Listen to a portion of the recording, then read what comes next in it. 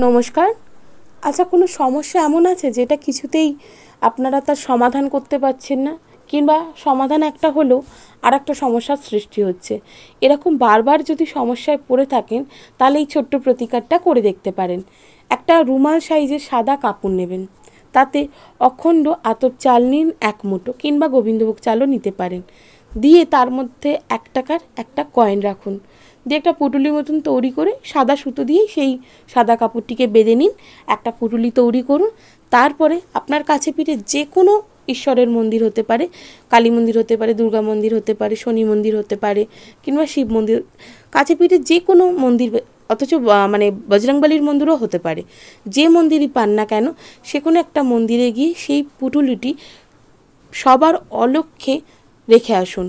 দেখবেন আস্তে আস্তে এই যে বারবার সমস্যায় পড়ছেন, এই যে সমস্যাটা দূর হবে এবং সমস্যার হাত থেকে রেহাইও পাবেন।